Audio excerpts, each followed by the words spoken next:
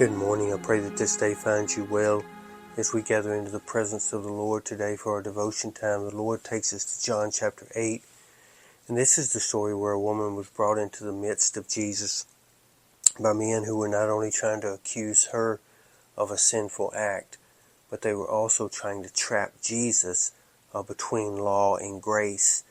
And if you know, Jesus stooped down, he wrote on the ground. When he got up, he said, "You that are without sin, cast the first stone." And upon that, the men, one by one, began to leave. Well, we pick up in John chapter 8, verses 10 and 11, where it says, "When Jesus had lifted himself, and saw none but the woman, he said unto her, Woman, where are those thine accusers? Hath no man condemned thee? And she said, No man, Lord. And Jesus said unto her, Neither do I condemn thee. Go and sin no more." We all know what it feels like this woman was, that we all know what it feels like sometimes to experience shame or guilt or regret. We've all done things which we're not proud of. We all make mistakes. And most of us won't be exposed or have our wrongdoing publicized in such a dramatic fashion like this woman. Yet we all know what it is like to experience these types of emotions in our lives. Deep down, all of us have, at some time or another, wondered, where can I take my regret? Where can I take my remorse? Where can I take the shame of something that may have happened in my life? Well, forced to stand between the disgraced woman and the self-righteous leader, Jesus answers this question very powerfully. Looking at the woman in her eyes, Jesus offered one thing that they could never offer.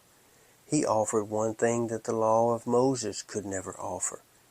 He offered grace. He said, Neither do I condemn you. Grace is the answer to our problem of sin, shame, regret, remorse. And grace is the most powerful force in the universe. It is the only thing which can not only cover our shame, but it will propel us into our future.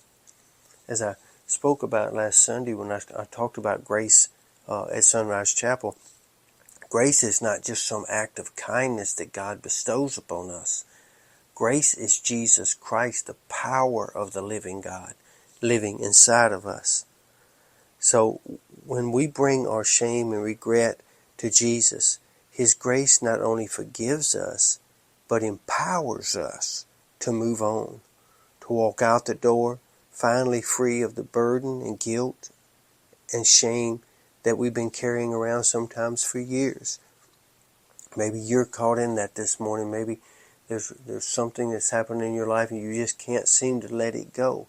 Well, let it go this morning, because the grace of God has covered that through Jesus Christ the Lord.